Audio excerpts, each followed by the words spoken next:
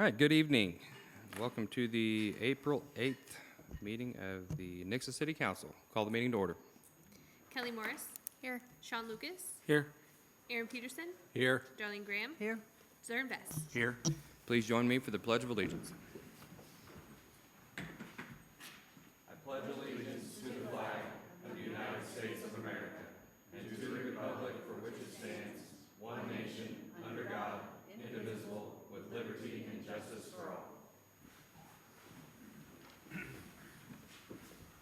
Yeah, that's okay.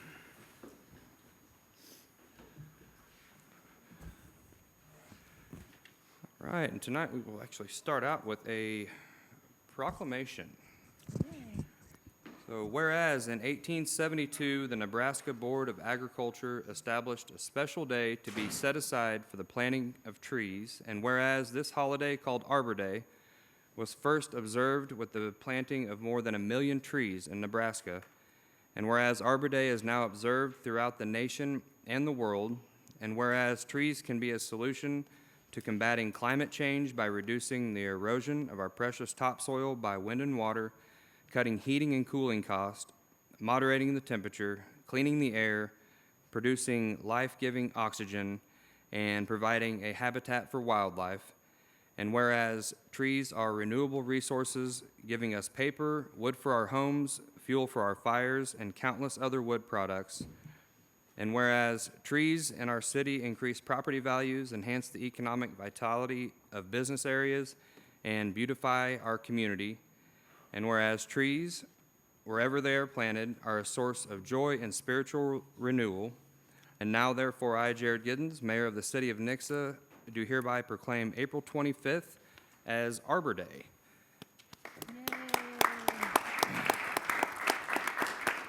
And accepting the proclamation, I believe we have Justin Holmes, who's the Community Forester with the Missouri Department of Conservation Southwest Regional Office.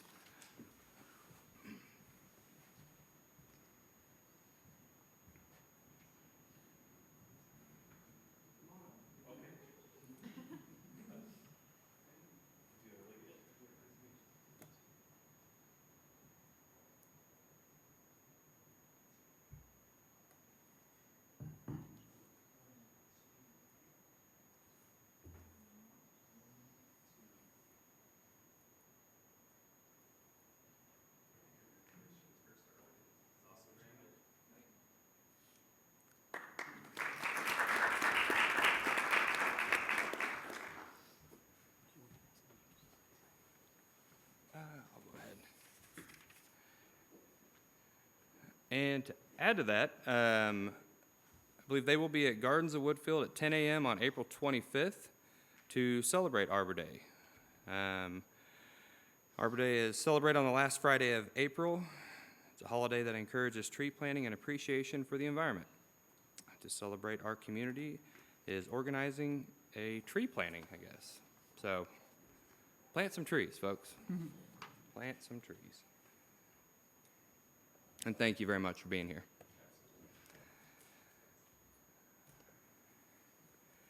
All right, next up is our visitor section. Anybody signed up? Nobody has signed up, but if you would like to speak on anything that is not on the agenda, you can do so at this time. Just come up, speak, and then fill out a visitor's card. All right, fair enough. I will close the visitor section. All right, next up, first reading Council Bill 2025-10. First reading Council Bill number 2025-10, an ordinance of the Council of the City of Nixa amending Chapter 111, Article 5, Section 111-207 of the Nixa City Code for the purpose of providing a standard for approving acceptable hard surfaces other than asphalt and concrete. Presenting is City Planner Brendan Justin. Good evening, Mayor and Council. My first presentation tonight is regarding a proposed code change, as Becca said, to Chapter 11, Section 111-207. It's regarding vehicle accommodation area surfaces, which better known as parking lots and drive-through lanes in publicly accessible commercial zoning districts. Staff has been approached with questions about different products for these types of spaces, with the ideas of creating more kind of green spaces, natural feel type of thing for a couple of redevelopment projects. Currently, the code allows for concrete, asphalt, and ambiguous other hard surfaces for these areas. The term has caused some confusion as it's not really defined anywhere in the code. So planning staff kind of went headlong into researching, attempting to compile an exhaustive list of different materials and products that could be used, along with technical specifications that would need to be met, and kind of generally overcomplicating things. Eventually, Scott had an epiphany, and we ended up with what we believe is kind of a beautiful, simple change to the code. I don't know if we have, the code language is up there now, but essentially it's that any deviation from concrete or asphalt would be able to, it would need to be able to accommodate a fully loaded fire truck and would require the approval of the Director of Planning and Development. This change would reduce ambiguity in the code and create a process for allowing alternative hard surfaces in publicly accessible commercial spaces. Planning and Zoning Commission voted 6-0 with 1 absent to recommend approval of this code amendment, and staff recommends approval as well. And staff's here if you guys have any questions for us. I do have, excuse me, I do have one question about this. The handicap accessible parking, how would that be addressed on a non-asphalt or concrete surface? ADA requirements would still need to be met. Those kind of supersede anything that we would do, so they'd have to have the prescribed number of handicap spaces and a pathway that you couldn't do like these pavers on or something. It would still have to be a solid surface, so traversable with a wheelchair. Have you been to the Garrison over in Ozark? Yes. So they have like the bigger lot that they have for everyone else to park is kind of a mixture of a gravel that really doesn't move and some kind of pavers, but then down from that they have all of their handicap spots that are paved and There's a pathway and everything. And that's kind of, we've been discussing this for a while, because I really like to look at that over there. It's got a better look and feel than just a huge concrete parking lot. But yeah, I think they did it separate just so they're still in compliance.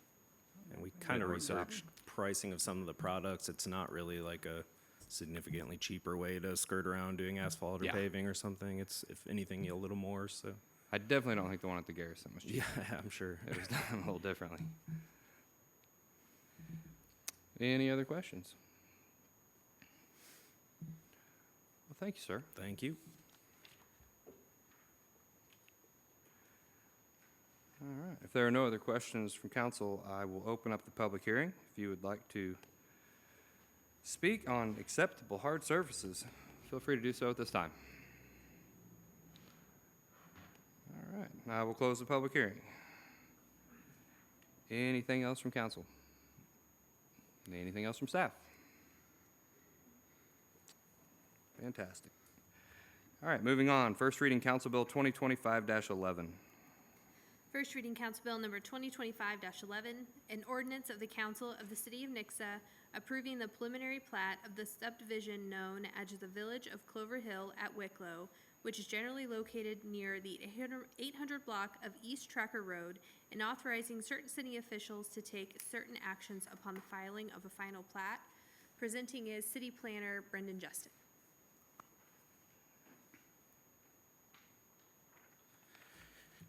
All right, hello again. As Becca mentioned, I'm here to present the preliminary plat for Phase 7, the final residential phase of Wicklow. It would be called the Village of Clover Hill at Wicklow. This plat proposes to create 52 buildable lots for single-family homes and 2 non-buildable common area lots. I don't know if we can show the location map up there. It's probably the next.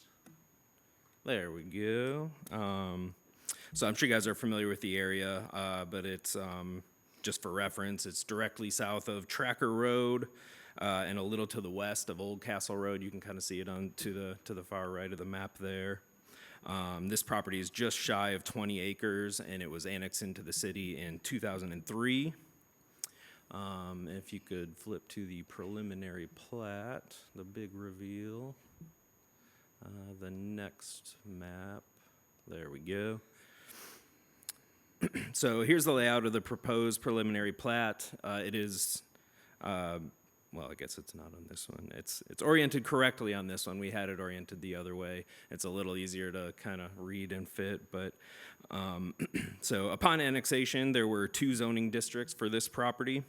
The north half was zoned general commercial, and the south half was zoned multifamily for apartment buildings. In February of 2014, the property was rezoned to R1 single-family residential, and it was consolidated into its current configuration. Nixa Public Schools acquired the property that same year. Public schools are allowable in any zoning district, and the property's zoning has not changed since 2014. The subject property is currently vacant, and it's bounded on all sides by existing single-family residences and single-family zoning. The current zoning is appropriate for the layout of the proposed plat. In addition to the 52 single-family lots, there are 2 non-buildable areas with the lawn maintenance dedicated to the homeowners association. Common area 1, which is kind of obscured by light on this. You can probably see it better there, but it's on the far left side there. That's preserved as a corridor for utility maintenance for existing underground utilities. And common area 2 is preserved for emergency access to the neighborhood. You can kind of see it right in the middle there, jutting out between lots 46 and 47, I believe. So the primary access to Clover Hill would be off Tracker Road, which is categorized as a secondary arterial roadway. It was designed to accommodate the traffic that's generated by the entire Wicklow development. Like I mentioned before, the secondary access would be made via that emergency access easement between lots 46 and 47, and that extends north up to Tracker Road, just east of the primary access. The existing stormwater detention basin is near the entrance to Clover Hill. It's there now. It's kind of between the emergency access and the primary access. If you've driven through that area, I'm sure you've seen the depression where the stormwater basin is. And that is part of a series of connected stormwater basins designed to control the stormwater for the entire Wicklow development. I believe there are 9 of them. If we could go back up then to the utility map. Thank you. So all the lots would be served by public streets, municipal water, sewer, and electric. All utilities are readily available in the immediate area.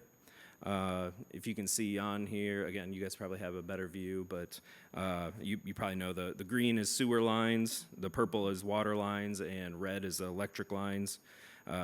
In that common area 1, running north-south, you can see kind of all the buried utility lines there. I believe there's 3 electric lines, a sewer main, a force main, and a 10-inch water line. So it was kind of best that you couldn't build on it. We wouldn't want it to be obstructed in any way. So we kind of worked with them to just kind of carve that piece off so we could maintain it, our utility lines that are buried there. So at the Planning and Zoning meeting last week, there were several questions and concerns, mostly about stormwater, which I believe staff addressed. There's a drainage easement along the east side. It's a 15-foot easement that kind of abuts that. I believe it's Round Hill that developed property to the east of this, and that'll stay in place. That's platted as part of that phase. And that's designed to accommodate the stormwater through the area to that drainage basin. We kind of called some nerves talking about that. There were also some questions about traffic along Tracker Road. They were some good suggestions from the citizenry. They bring up things, maybe putting in some crosswalks, designating some bus stop areas, some flashing lights to slow people down. So those were all good ideas, not directly related to a preliminary plat, but still good suggestions, I think. So The proposed preliminary plat conforms with Nixa City Code, Section 115 and 117 regarding the approval of preliminary plats, zoning, and dimensional standards. Planning and Zoning Commission voted 6-0 with 1 absent, recommending approval of this preliminary plat, and staff recommends approval as well, and we're here if you have any questions. You touched on it and said that there were some concerns about crosswalks and some signage, and obviously that's not directly affected with the approval of this preliminary plat. How should we go about addressing those concerns separately? I will say that that is something that we've been talking about for a little bit, honestly, is also looking at the lighted crosswalks. That is the one downfall, and I see it often over there, is people aren't really sure that they're supposed to stop for pedestrians at times, I think, especially around the roundabout. I think people get a little confused, and they think once they get in the roundabout, they could just, it's their job to just go and get through. They don't realize that you can stop in the roundabout if there's a pedestrian, not if there's a car, though. But we were looking at like the lighted, maybe solar-powered lighted crosswalk lights that you press a button and they start flashing whenever someone's going to pass. But I do think where Roundwood comes out onto Tracker, there's a lot of foot traffic over there, a bunch, including my kids, actually, and me at times. And I know I'd rather not get hit by a vehicle, but crossing over there to go into the other phase, you have to watch. It's almost a game of Frogger at times. So I do think that coming out of that neighborhood onto going across Tracker would be good. I don't know what the concerns were because I wasn't able to be there, but I do know that if you were to walk out of that main entrance and try to cross Tracker, that's right at it's kind of a blind area.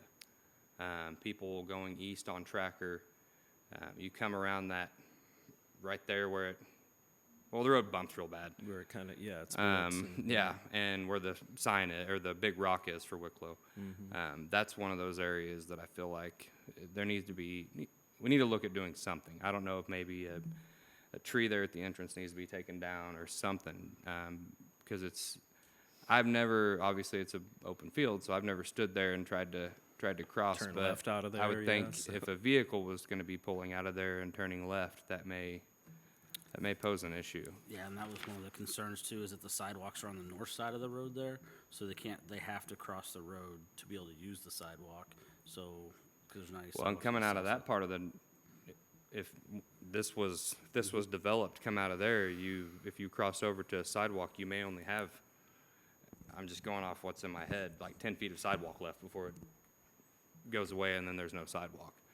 side. So that was the other concern too. Yeah, if Was you're having going west, No, we're talking and going east. yeah, I was thinking if you're going to go west though, there's Yeah. a little bit of a sidewalk until you hit that one street on the north side, and then it just dies, and But I then think there's the not really a concern was bike that lane. people leaving the neighborhood, walking to the amenities for Wicklow, like the pool and stuff like that, They'll have to cross they the have to street. cross the street and then go east. Yeah. Up there to use that. So a crosswalk there would probably be an ideal place for one, is kind of what they were asking for. I mean, the flip side is, I guess you could, if you walked out of the main part of that neighborhood. I mean, what's the common area too? What is that, grass? Is it a road? Is it? It's all grass now. grass? They'd probably have to build up, and it wouldn't be a road, but some kind of hard surface that would be I'd able probably to, walk through there yeah, that would and accommodate hit the sidewalk and go emergency over. Then vehicle. we could do one main crosswalk At on the Rockingham, street. the north-south road there. Have Yeah, a what is crosswalk. what's the street that comes out right over there onto Tracker? You guys know. Rockingham. There we yeah, go. Thank yeah. you. I get my names mixed up. So that might be worth looking at there at Rockingham. A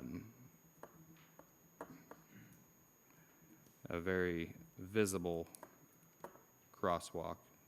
And hey, don't we have did we get a new street painter thing? To paint lines in the road? We can use that. The, All right, the there we other- go. The other concern that was, Okay. The other concern along with that was also where that road divides. And again, this is separate from this preliminary plat, but it's also, hey, we need to address this.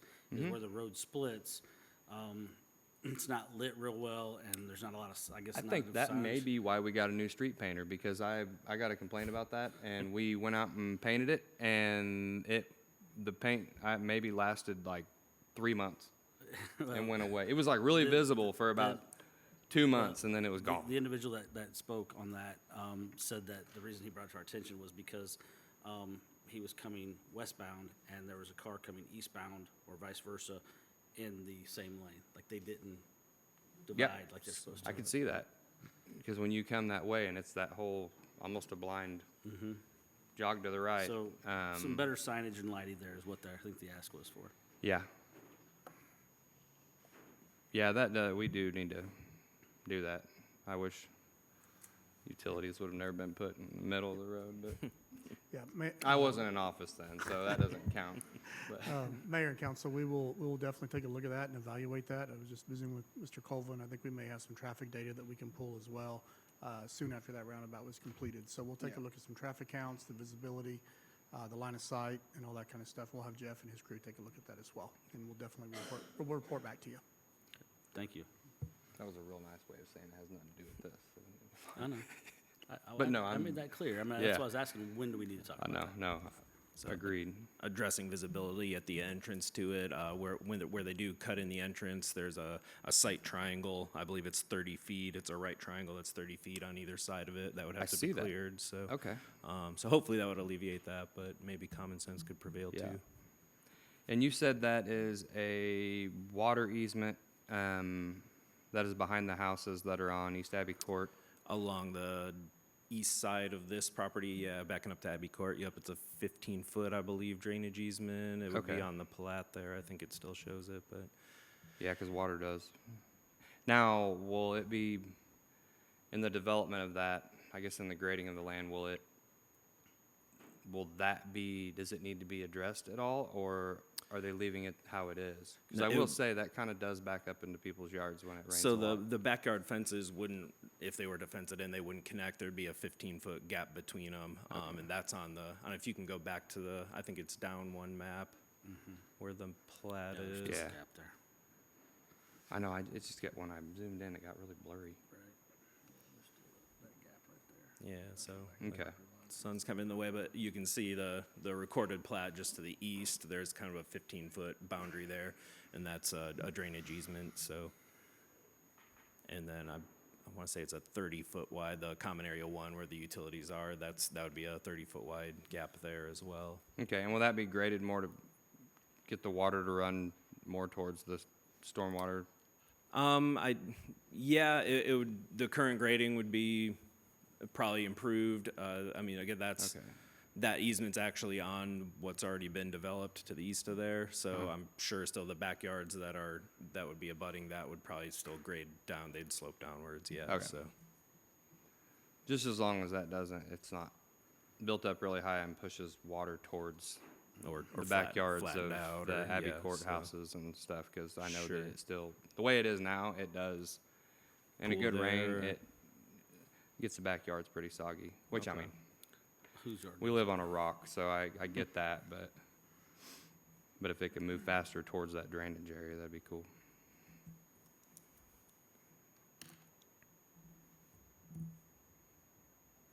Okay. Thank you, sir. Okay, thank That's you. any other questions? It's nice of you to give Mr. Godby the night off. Thank you.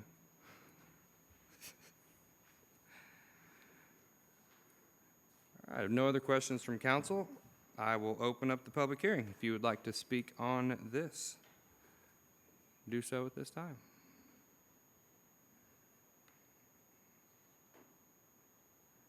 My name is Judy Brown. I live on Walleye, which would be on the west side of this new development. I have a minuscule question. All of us who live along that west side of the new development currently have a 6-foot fence, we assume, on our back lot line. And we tend our side of it, as in mowing, because we have no access to the other side. will that remain as is, or will that change and we'll have to be mowing the other side of that fence? We can't get to it now because we don't have gates. We don't view it as our fence. We view it Yep. as the school's fence. That property on the other side of your fence will be part of a common area associated with the new subdivision, and that is to be maintained by the Wicklow subdivision. All right, thank you. They have better mowers than we have, so. If they don't mow it, there's a gentleman in the back of the room. You can just, the maroon shirt, you just call him. He'll take care of it.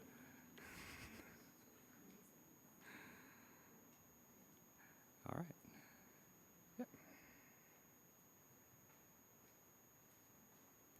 Good evening. Jason McCullough, I live at 836 East Abbey Court. Talking about the stormwater, you brought that up, and that is a concern of ours back there, is that the grading, is maintained or improved. Also, on the preliminary plat, between lots 27 and 26, it looks like they're adding a stormwater line, and it's connecting out into that retention area or the drainage area already. Curious why we would run that down a lot line versus run it down the public access. So if that has to be accessed in the future, you're not tearing up somebody else's yard, their fences and stuff like that. It's going to be a Mr. Godby question.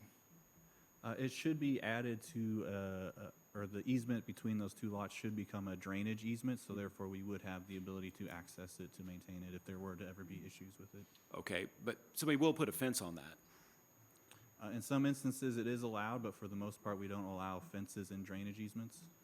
So if you have that lot, where would their fence go? You have to be offset so many feet from the lot line? Typically, it would be 7.5 feet on both sides of that property line. Oh, I think the owners are gonna wanna know that before they would purchase that lot. I mean, Yeah, it'll be dictated on the final plat for the subdivision once everything's put in. okay, so that spot there, you're saying from the street down to that easement would have a 7.5-foot easement on either side, and the fences would be offset from each other then, if they do choose to put a fence on that lot?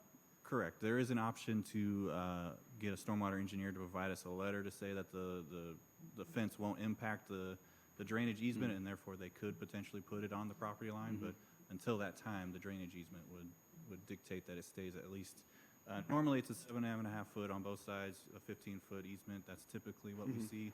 But again, this is just preliminary plat, so Sure. we'll have to wait till we see the construction plans to See the determine. final plat. Yeah, I would, my background, being an engineer, I would try to do that where it was not in the way, so you have to deal with it in the future. Because it's not a matter of when, it's a matter of, not if, but when you have to dig that up and work on that line. It may not be 5 years from now, but it may be 15 years from now. And, no one likes people digging their yards up after the fact. Whether there's an easement or not, it can be a potential issue. But thank you for addressing the stormwater thing earlier, because that is a concern back there. Yep. All right, thank you. Thank you.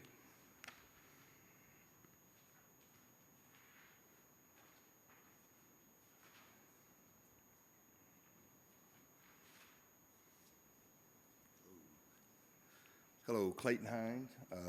Address?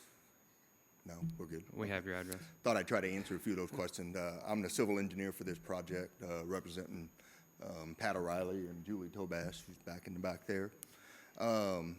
Regarding those stormwater questions, what we showed on the preliminary plat for that pipe that goes between those two lots is our best guess at this time.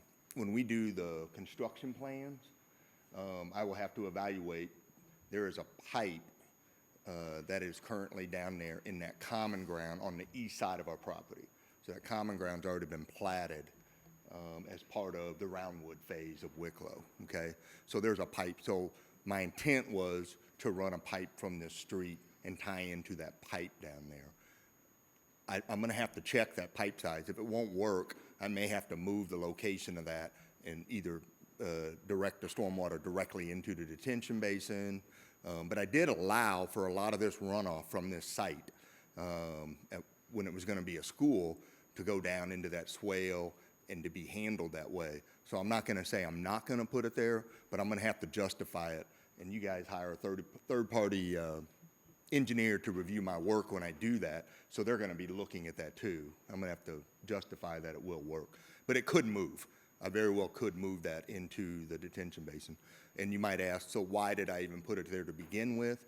When I look at the profile of that road, you know, the ups and downs of that road, in that area, that's the dip, okay? That's where there's gonna be a natural sort of low spot where that street is. So common sense is wherever there's a low spot in the street, I'm gonna have to have these little curb inlets that catch the water off the street, and then I have to pipe it somewhere. So I just kind of lined it up where it naturally is now, and that's why I picked it for the purposes of the preliminary plat. But I will have to justify that. It would be an underground storm sewer, and it would tie directly into their storm sewer. We are not planning on dumping that out on the top of the ground into the ditch, so to speak. So to answer like they were talking about with fences and stuff, this would all be underground, and I would be very comfortable being able to put a fence on top of it because the fence wouldn't impede any of the stormwater flow in that area. Another thing to note, that is platted common ground on the east side of our project. So basically, you're going to end up with double fences back there. The folks who live in, like the gentleman who just spoke, they live in Roundwood that back up to that. They have a rear fence. Well, the people in our phase are also going to have a rear fence. So there's going to be like a open path through there. The pipe handles all the stormwater. If there was any overflow, it would stay in that, in between the fences, so to speak, which the common area back there is also drainage easement. There's a drainage easement overlaid on top of that common area.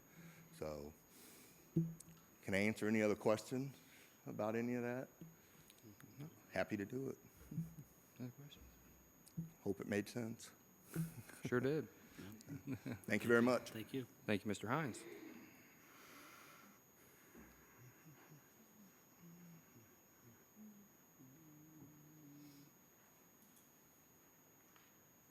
Since the fences were mentioned, Danielle Johnston, 830 East Abbey Court. Since the fences were mentioned, do we know anything about the ordinance for this new subdivision and what their height will be? I believe ours in Roundwood is 4 foot. As far as I know, and that's obviously going to be more towards the HOA board, but every phase inside has the same thing, unless, I think the only exceptions are, I think it can be higher if the back part faces a road or if it faces another neighborhood. Like I have a 6-foot fence in my backyard. Yeah. But I'm in Ashford, and so my backyard goes into the Springs. But were the ones on the road not 5 feet and the rest 4? I can't remember. Yeah, at the road, it's 5 foot, but Okay. on the back side, against this retention pond and back, it's 4 foot. 4 foot. Yeah. So, will they make a change? And I would say I'd probably call the HOA board if you wanted it changed. Okay.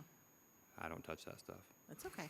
But will theirs be 6 cents, their rear fence, excuse me?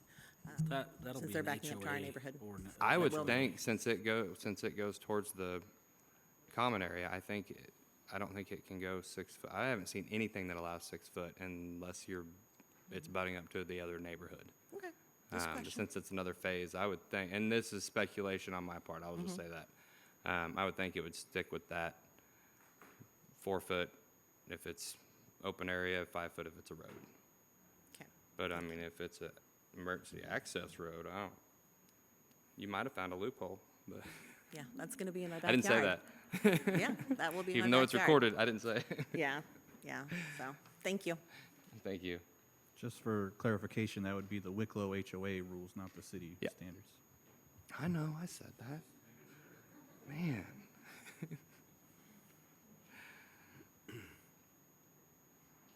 All right, I will leave the public hearing open if anyone else would like to speak on this.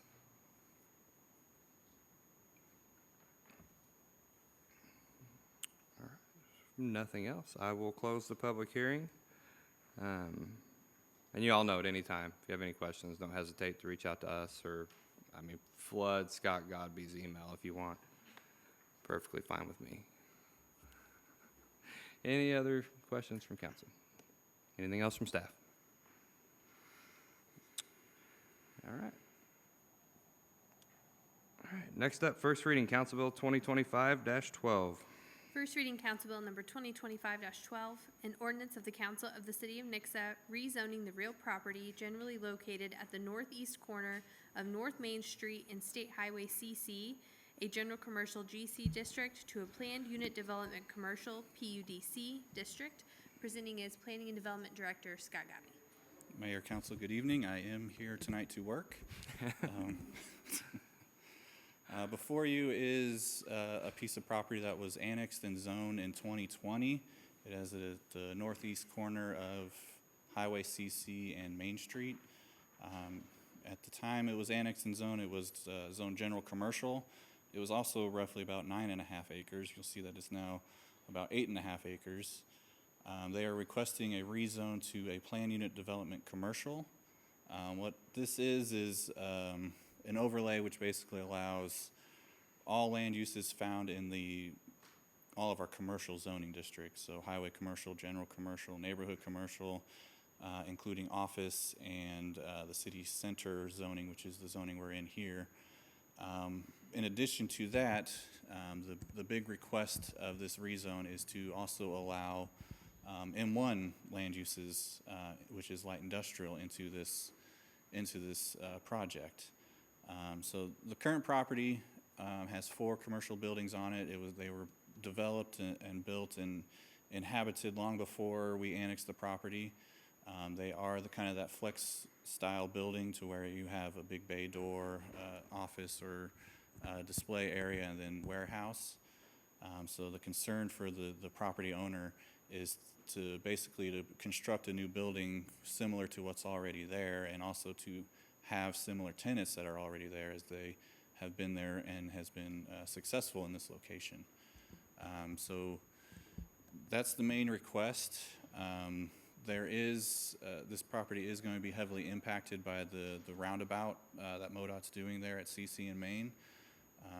The property owner was lucky enough to negotiate with MoDOT to rework the detention basin that is found on site.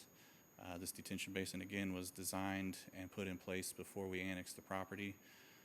So MoDOT will be expanding that detention basin to not only handle what they're doing with their road project, but also to handle this property and this new building. So this property is served by municipal sewer. It is stubbed out on the property. There is water readily available as well. Nixa Electric is not in this area, so they'll be able to continue with their current user or provider. This property does have an old sand filtration system on it that is used to handle their wastewater currently. Back in 2020, it was mentioned that it was having some issues, which is kind of one of the reasons why they wanted to annex and use our sewer. So as part of this new building project, they will be taking that offline and connecting to our system. I already mentioned stormwater management. We knew also at the time of annexation that the properties directly to the north of this site experienced some of their driveways to get washed out during severe rain events. We're hoping, or we expect, the detention basin upgrades to really handle or correct some of those issues. I don't believe it'll alleviate all of it during significant rain events, but it should be able to handle or lessen the impact that is currently happening. So again, the main request is the PUDC with the M1 zoning or land uses allowed within it. When we look at the future land use map, this property is properly zoned as general commercial, but when you look directly to the east of this property on the future land use map, it does show industrial as the preferred land use on the north side of CC through that corridor. So this is a request that's basically allowing what is currently happening on the property to continue. Again, the property owner is wanting to construct a new building, and it's going to be similar to what's already there, and he prefers similar land uses. They are also proposing to restrict some of the uses that's mentioned in the ordinance. It's not, I can't remember them off the top of my head. I remember there was something to do with recreational marijuana in there. I don't think they're going to allow dispensaries or some other that are more considered heavy industrial uses, so it shouldn't really impact the neighboring business owners.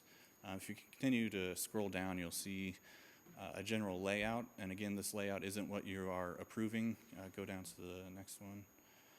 It's just more of a concept to give you a visual aid. You'll see on this one, it shows the new building roughly right in the middle of the development. You can also see how MoDOT has carved up a good portion of the property. And again, if you go to the last one, you'll see how the roundabout lays on this property. They're actually reworking some of their entrances onto Highway CC. They are actually eliminating one of the access points closer to the roundabout. But they are not proposing any new accesses, so therefore MoDOT's improvements should be able to handle this traffic. This was presented to the Planning and Zoning Commission, and they voted unanimously 6-0 to recommend approval to Nixa City Council. Staff does recommend approval. If you have any questions, please let me know. Is it the entrance, the furthest entrance to the west by the bank? Is that the one they're getting rid of? Correct, it is, Okay. yeah, that's the one that's too close to the roundabout. All right.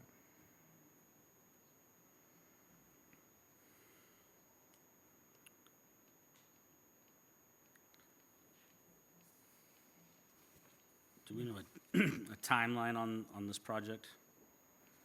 I do not know. I know in 2020, when we annexed the property owner had plans to do a building here. We actually had reviewed the plans and got everything ready to go, and then the prices went crazy due to COVID. So property owner is here. He may be able to answer that question for you. Okay.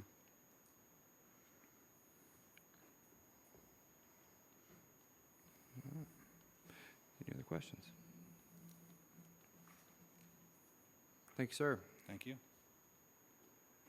All right, no other questions from council? Open the visitor section.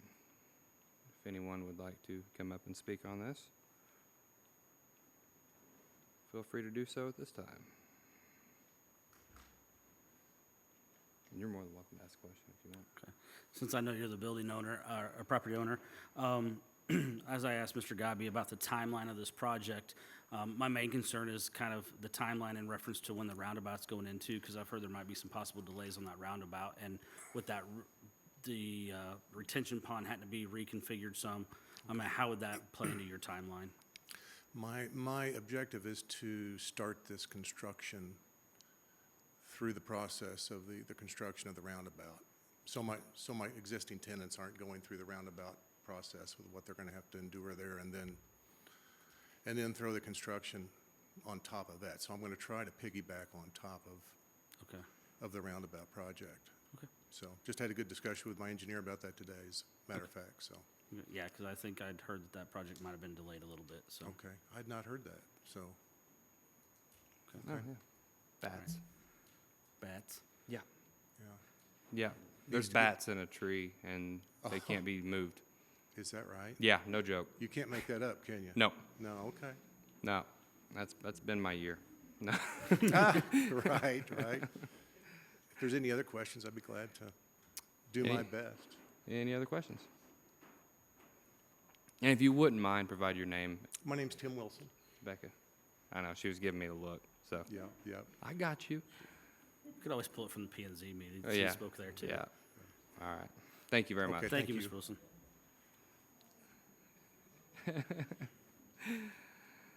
All right, any other questions from council? Anything else from staff?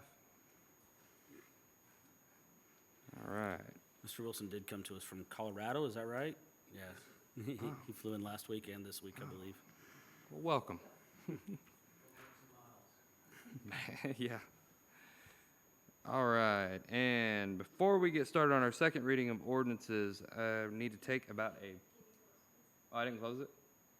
I thought Okay. he did. Okay, I thought I did before I said anything else from, all right, well, I'm gonna close the visitor section and move on. Thank you, Becca. Okay. Going to take a 5-minute break real quick. If everyone like to stretch their legs, go to the restroom, get a glass of water, I don't care. Be back in a minute.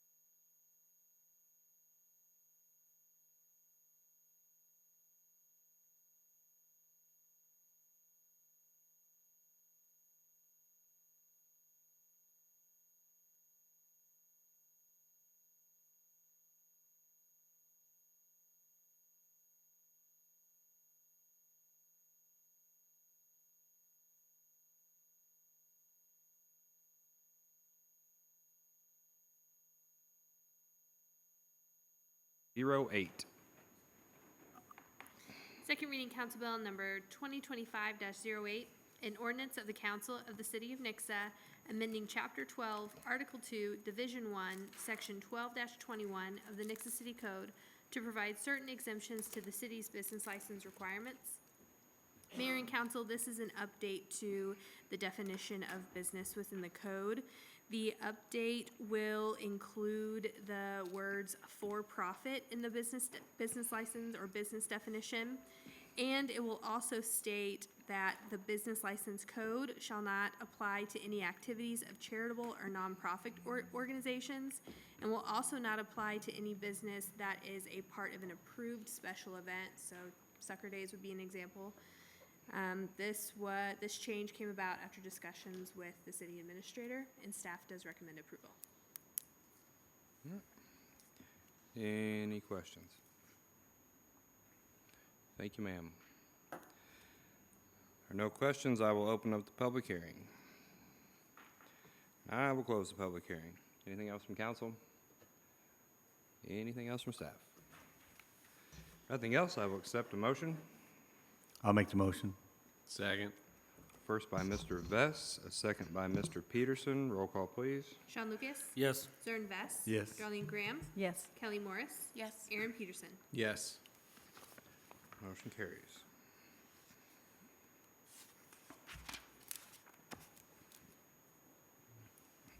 All right, next up, Council Bill 2025-09. Second reading Council Bill number 2025-09, an ordinance of the Council of the City of Nixa amending the 2025 annual budget to appropriate funds for a splash pad at the Aquatic Center. Presenting is Parks Director Matt Kraus. Good evening, Mayor, Council. As discussed at the last meeting, as we near the completion of the splash pad, we have made some aesthetic changes. We will be adding an 8-foot wide path around the outskirts, or an apron, if you will, around the exterior of the splash pad, just outside that fenced area. We are making that happen within the current budget. However, we want to add additional seating to that space, and since that was not planned in our original plans for the splash pad, we do need some additional funds in order to make that happen. This budget amendment is in the amount of $15,000. It will come out of park impact fees for us to add those additional seating spaces just outside the splash pad that will look upon the splash pad so that parents can have a picnic or even just watch the kids as they play. Are there any questions for me? Any questions? Thank you, Mr. Kraus. Thank you.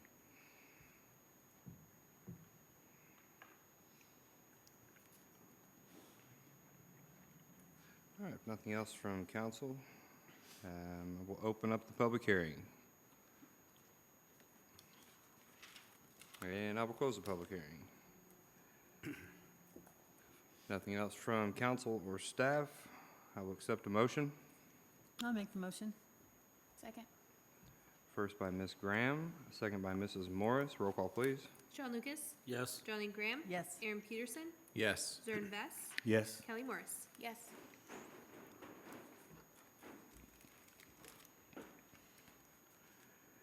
All right.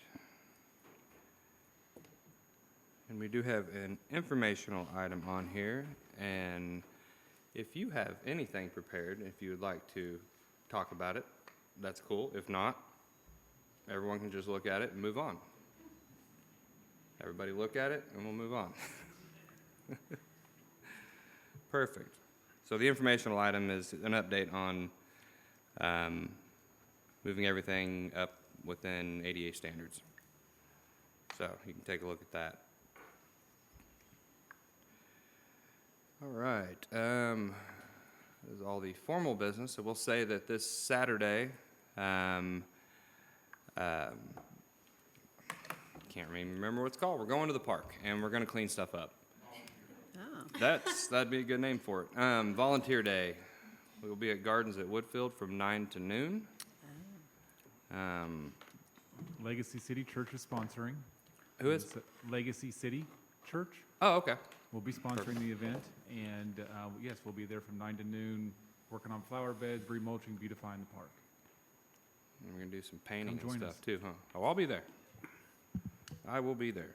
And also after that, this will be the first annual Hands-on Nixa. It's actually a pretty cool deal. A ROTC student from the high school had an idea and wanted to put something together to bring people in to see different kinds of vehicles that are used in business. Also, give kids of all ages kind of a first-hand look at things that they might want to do in the future. So they get to see a lot of different things. I think there'll be things for them to actually do and play with and all sorts of fun stuff. So I know that it's been pretty successful in other areas, so it sounds like it's going to be there's a lot of people bringing vehicles and different things there. So, I think it's everything from huge trucks to the monster drink Jeep. Just a little bit of everything. So that is at the high school, and the time has slipped me. It is Saturday, 4 to 7. It is 4 to 7 on Saturday, actually, at the high school in the south parking lot. I believe that's all. I have, what? Okay. I believe that's all I remember, at least for now. Is there anything else that council would like to add? How about staff? Candidate filing did open today for our open seat in District 1. Oh, It will close on the 29th of this month, and anybody interested in running in District 1 can come in anytime during normal business hours, so Monday through Friday, 8:30 to 4:30. perfect. Sir? Mayor, Council, just want to let you know that we did make a safest cities list again. We're number 6 this year, safest city in Missouri, and that's with SafeWise. Awesome. Good work. Thank you. Mayor and council, one other event, a week from Saturday on the 19th is our annual Easter egg hunt. And so that'll be at Macaulay Park, Saturday morning beginning at 9, with the egg hunts beginning at 9:30. And so activities and things there, family friendly, free. Come find some Easter egg, get some candy, and have some fun. It's pretty astonishing how many eggs there are and how quick they go. I think we're right around 22,000 this year. Are you doing a helicopter drop again? Yes, sir, we are. That's awesome. 22,000 should last, what, 6 22 minutes? seconds. Roughly 6 minutes, yeah, yeah. The little kids take a little bit longer, but that's about it.